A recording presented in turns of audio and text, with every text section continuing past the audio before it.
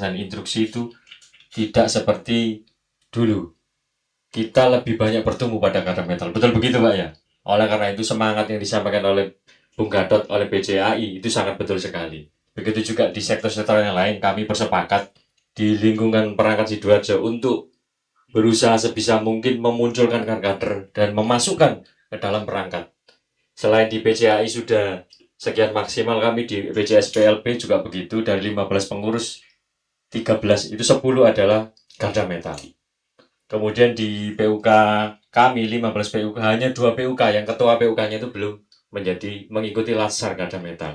Oleh karena itu betul-betul mari bersama-sama kita sama-sama memahami kalau ketuanya PUK-nya bukan Garda Metal, sedikit sulit komunikasinya. Termasuk dalam memahami sebuah instruksi itu terkadang ada debatable ketika ketuanya itu bukan seorang pengurus atau adalah anggota Garda Metal. Mengapa demikian? Ini menunjukkan bahwa pendidikan di Garda Metal sama-sama kita pahami, insya Allah hari ini pendidikan yang benar-benar berhasil adalah pendidikan dari Garda Metal. Betul begitu ya? Dan itu salah satunya adalah dibentuk sedemikian rupa disusun materi kurikulumnya, dan tentunya memang kita dipimpin oleh orang-orang yang berkualitas. Salah satunya adalah mereka-mereka sekarang duduk di pimpinan nasional. Salah satunya ada beliau yang hadir hari ini. Oleh karena itu mari kita bersama melanjutkan mendengarkan wejakan serta tambahan semangat dari beliau. Pada yang terhormat Bung Isnani Marzuki mewakili pimpinan nasional, kami persilahkan. Aplaus buat beliau.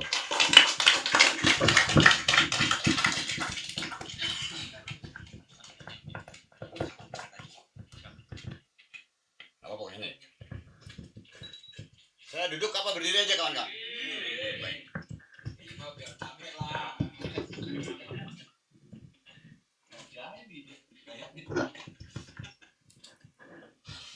Baik, bismillahirrahmanirrahim. Assalamualaikum warahmatullahi wabarakatuh. Alhamdulillahillazi arsala rasulahu bil huda wa dinil haq. Asyhadu an la ilaha illallah wahdahu la syarikalah wa asyhadu anna Muhammadan abduhu wa rasuluhu la nabiyya ba'da. Amma ba'du. Pertama-tama mari kita panjatkan puji syukur kehadirat Allah Subhanahu wa taala yang senantiasa memberikan nikmat sehatnya kepada kita semua, sehingga alhamdulillah kita masih diberikan kesempatan untuk sama-sama berkumpul pada kegiatan yang insya Allah diberkahi oleh Allah Subhanahu wa taala. Kemudian tidak lupa juga salawat serta salam mari kita limpah curahkan, semoga juga selalu terlimpah curah pada junjungan kita Nabi besar Muhammad sallallahu alaihi wasallam. Mudah-mudahan kita sebagai pengikutnya mendapat syafaat dari beliau untuk bekal kita di yaumil akhir nanti, kawan-kawan.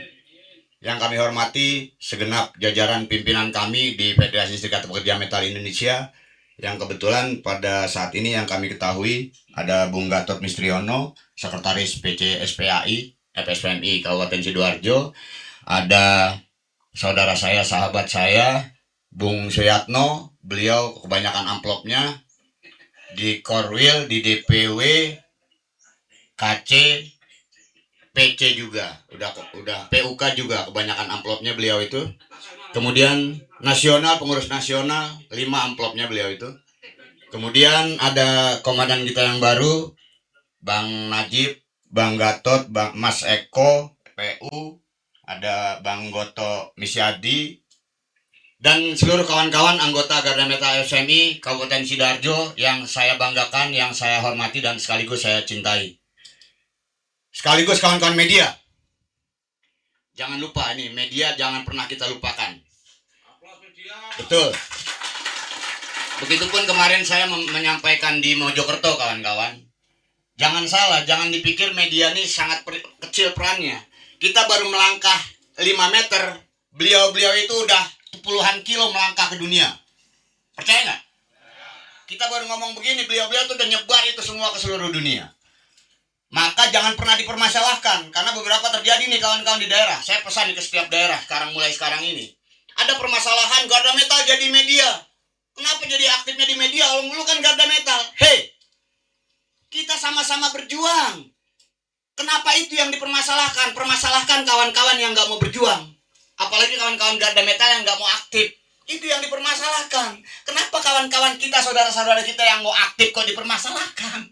Sama-sama berjuang. Silahkan pilihan kawan-kawan sendiri. Memang kawan-kawan expertnya di media, berjuang di media. Ya kawan-kawan ya, jangan pernah dipermasalahkan. Jujur peran kita di Garda Metal yang cuma lapangan segini doang, sama peran media yang bisa menguasai dunia jauh lebih penting. Jadi jangan pernah dipermasalahkan lah kawan-kawan media mau dari mana beliau-beliau berasal. Saling hormat menghormati karena kita masing-masing sama-sama berjuang di jalan kita masing-masing. Sekali lagi terima kasih kawan-kawan media, apresiasi yang setinggi-tingginya. Kemudian juga sebelum menyampaikan motivasi lah, boleh dibilang motivasi lah. Saya pun ya memotivasi diri saya sendiri kawan-kawan, karena ya belakangan ini kita sama-sama paham situasi. Jadi kayak nggak perlu pakai ginian ya kawan-kawan ya. Kedengeran nggak suara saya kawan-kawan? Pakai. Oke, siap. Jadi mensikapi situasi belakangan ini, saya juga kebetulan kemarin keliling dari Batam, Bintan, Karimun. Kemudian langsung berangkat juga lagi ke Batam, kemarin juga ke Jatim. Kemarin sempat ke kawan-kawan Mojokerto, hari ini mulai kemarin sampai hari ini kita sama-sama bergabung di sini. Karena terkait dengan ya situasi Federasi Serikat Pekerja Metal Indonesia kawan-kawan yang saat ini ya sedang kurang nyaman lah di situasi kita. Tapi overall FSMI tetap berjalan. Jadi nggak ngaruh. Misalkan saya ulang-ulang saya sampaikan kawan-kawan, Federasi Serikat Pekerja tanpa Said Iqbal, tanpa Bung Said Iqbal, tanpa Bung Sabila Rosat, tanpa Bung Suparno, FSPMI akan tetap jalan. Jadi ada hal apapun, konflik apapun yang terjadi di kita yakinkan organisasi ini harus tetap jalan kawan-kawan. Itu yang harus kita yakinkan di diri kita masing-masing. Kemudian juga saya perlu sampaikan di sini, kalau nanti ada hal-hal yang saya sampaikan kira-kira kurang berkenan, itu tidak bermaksud menyinggung siapapun. Tidak bermaksud mendiskreditkan siapapun. Yang saya sampaikan itu, yang saya didiskreditkan adalah perpecahan. Saya mendiskreditkan perpecahan. Dan siapa yang saya bela? Yang saya bela adalah persatuan kawan-kawan. Tidak lain tidak bukan. Jadi jangan merasa nanti tersindir, jangan. Karena memang saya ini apa yang saya sampaikan berlaku buat kita semua. Buat kita di internal maupun kalau nanti yang di luar forum kita ini ada yang merasa, terserah mereka. Tapi ini kita sampaikan buat diri kita masing-masing, termasuk buat diri saya. Termasuk sekali lagi apa yang selalu saya sampaikan, itu pasti akan saya berlakukan buat diri saya kawan-kawan. Yakinkan seperti yang disampaikan oleh Bung Yatno tadi. Jangan cuma bisanya ngomong, jargoni. Nggak bisa. Kita ngomong kemana-mana nih seember. Di PUK kita cuma melakukan seujung kuku. Nggak boleh seperti itu. Maka saya yakinkan ke kawan-kawan, apa yang saya akan sampaikan nanti di forum ini, itu juga saya berlakukan buat diri saya. Baik, kita masuk saja kawan-kawan. Hal pertama yang ingin saya sampaikan kepada kita semuanya di sini terkait dengan pemimpin dan kepemimpinan. Kenapa sih ini perlu saya sampaikan ke kita semua? Pertama, kemarin kalau kita ingat demnya musda kita. Transformasi kepemimpinan yang berjiwa resolusi dan berkarakter delta. Ngeri itu. Itu pun terkait dengan kepemimpinan. Kenapa penting saya bahas? Pertama kawan-kawan, tahu Venezuela, negara kaya minyak. Kawan-kawan tahu sebenarnya apa yang terjadi dalam Venezuela? Hancur-hancuran. Pada saat kemarin mereka dibombardir sama Amerika dengan F-35-nya, itu sebagian warga negara Venezuela tuh kesempatan pengen keluar dari Venezuela, pengen keluar dari kemiskinan mereka. Kurang sosialis kayak apa tuh Venezuela? Hugo Chavez, Nicolas Maduro, tokoh-tokoh sosialis nih di dunia ini sekarang. Tapi fakta negaranya seperti apa, lihat. Itu karena salah pengelolaan pemimpinnya kawan-kawan. Salah mengelola sumber daya negaranya. Sudah clear bahwa sumber dayanya cuma minyak. Karena salah mengelola, tadi warga negaranya juga pengen keluar dari Venezuela. Cek kawan-kawan. Zimbabwe itu terkenal sama lumbung pangannya Afrika, gandum, jagung, kacang-kacangan yang dan lain sebagainya. Zimbabwe Tapi tahu kawan-kawan kondisi sekarang? Karena kepemimpinannya Robert Mugabe itu,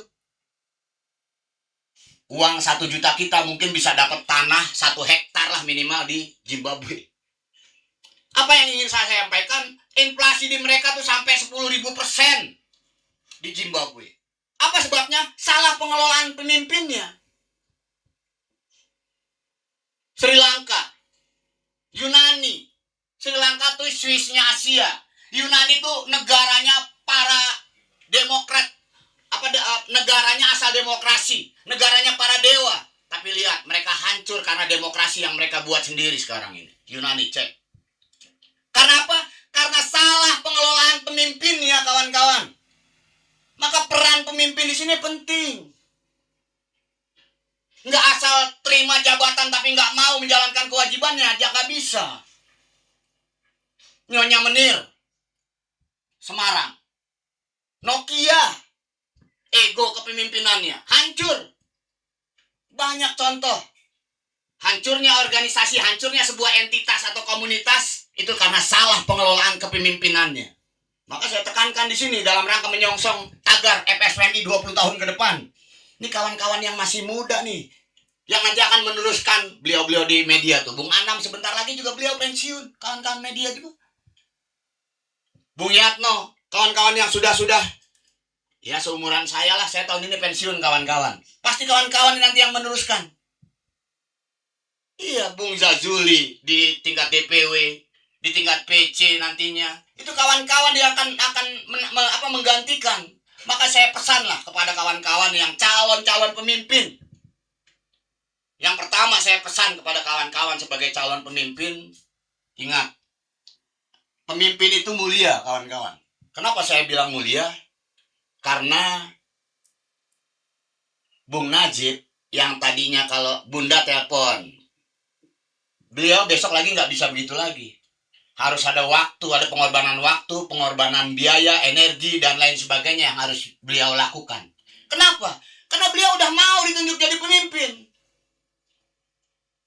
Pada saat besok Mede misalkan, atau aksi lain, ada kerusuhan, ada tendangan tanpa bayangan yang lain, beliau yang harus bertanggung jawab.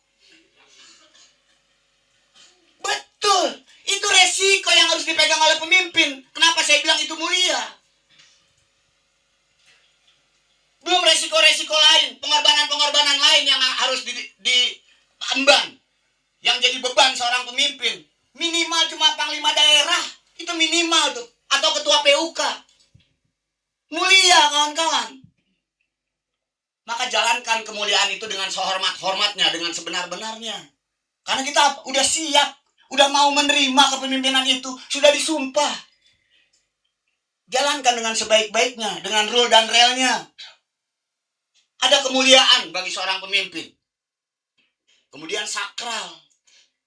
Pemimpin itu disumpah. Anggota, horizontal, hablum minan nas, pada yang maha kuasa, hablum minallah, vertikal. Pertanggungjawabannya itu langsung kepada yang maha kuasa nih. Orang yang punya nyawa kita. Sedikit aja berkhianat, sedikit aja nggak amanah, ingat, pertanggungjawabannya langsung nanti ditanyain. 1000 kebaikan kita yang mendorong kita masuk ke pintu surga, baru ke pintu surga nih. Tapi satu kesalahan dari seorang pemimpin, anak buah, ya karena menjolimi anak buahnya. Hei malaikat, waktu dia memimpin, saya merasa dijolimi dengan begini, oh begitu nggak jadi masuk. Betul. Sakral pemimpin itu, kawan-kawan. Sakral. Tapi juga racun. Mulia, sakral, B3. Bahan berbahaya dan beracun. Kepemimpinan itu racun, hati-hati. Kalau kawan-kawan bermain-main dengan racun, nggak bisa mengendalikan racun itu, kawan-kawan sendiri nanti yang akan mati. Hati-hati. Racun pemimpin itu. Kawan-kawan salah mengelola negara ini, hancur negara ini. Racun. Ingat, kepemimpinan itu, pemimpin itu racun. Hati-hati. Kalau salah kawan-kawan mengelolanya, bermain dengan namanya pemimpin dan kepemimpinan itu akan melahap diri kawan-kawan sendiri. 3 hal tuh. Sebelum kawan-kawan nanti jadi pemimpin, bukan saya menakut-takuti, tidak. Karena saya tadi semangat tagar menyongsong FSPB 20 tahun ke depan, kawan-kawan lah yang memang wajib, layak, harus untuk menjadi kader-kader calon pemimpin di masa depan. Bukan menakut-nakuti, tapi memang itu fakta yang harus kita sampaikan. Kemudian selanjutnya kawan-kawan, sebagai pemimpin, tolong, ini yang paling utama nih, makanya saya sampaikan di awal. Tolong tanam di idealisme berpikir kita sebagai pemimpin, minimal di garda metal lah, saya nggak ngomong ke depan, keluar-luar, minimal di garda metal.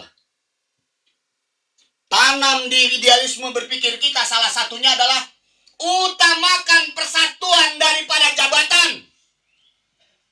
Apapun konfliknya, tanamkan di dalam pikiran seorang pemimpin, khususnya di garda metal, persatuan ketimbang sekedar jabatan. Perpecahan yang terjadi semua kawan-kawan di tetangga-tetangga kita itu, SP tetangga kita itu cuma karena jabatan, tidak lain tidak bukan. Jangan lagi mencontoh kita, keburukan itu. Betul. Kok ya aneh kalau ada pemimpin yang semangat berpikirnya, yang idealisme berpikirnya kok perpecahan. Aneh. Pemimpin di Serikat Pekerja yang notabene tahu benar bahwa bersatu itu kuat. Tapi kenapa kok yang boya jadi berpecah belah, tercerai-berai nggak jelas? Di mana idealisme berpikir mereka? Apa idealisme berpikir mereka yang mereka pakai kemarin?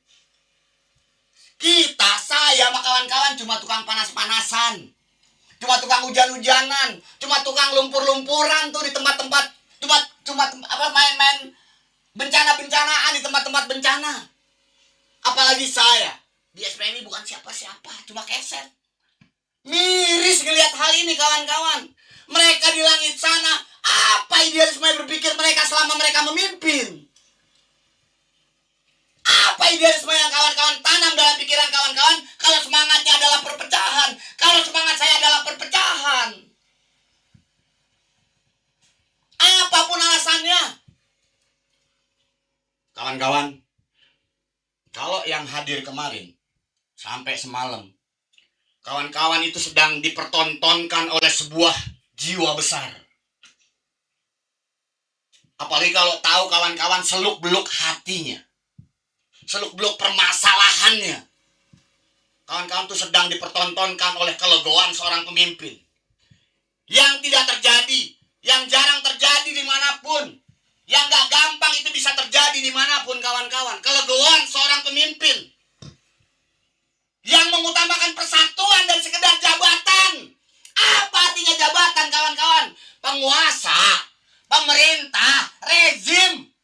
Yang lihat mandang jabatan kita, tidak. Tapi lihat di belakang kita. Persatuan di belakang kita yang mereka takutkan, bukan jabatan kita. Aneh. Cara berpikirnya kalau kawan-kawan nanti jadi pemimpin, cara berpikirnya, idealisme berpikirnya adalah perpecahan. Aneh. Maka pada kesempatan ini, saya sampaikan apresiasi yang setinggi-tingginya atas kejadian semalam.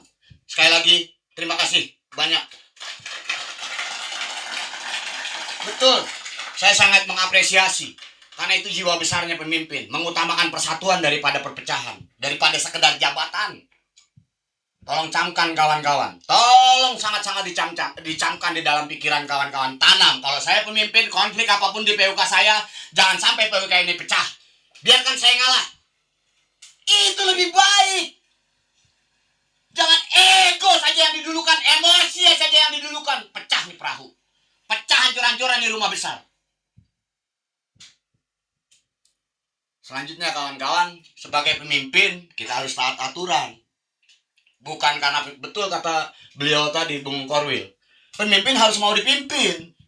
Pemimpin harus taat aturan. Pemimpin itu harus sama, lisan dan perbuatan, lisan dan laku harus sama. Nggak ada unsur mangkola wala tangzur mangkola sekarang, nggak ada. Nggak ada orang yang lihat, jangan lihat siapa yang menyampaikan, tapi lihat apa yang disampaikan. Nggak ada. Orang akan ngelihat siapa tuh yang ngomong. Lu urusin dulu diri sendiri, lu udah selesai dengan diri lu sendiri belum? Lu udah beres belum dengan PUK lu? Upah aja masih di bawah UMK, lu mau ngomong segede ember keluar-luar. Itu yang terjadi di kita kawan-kawan.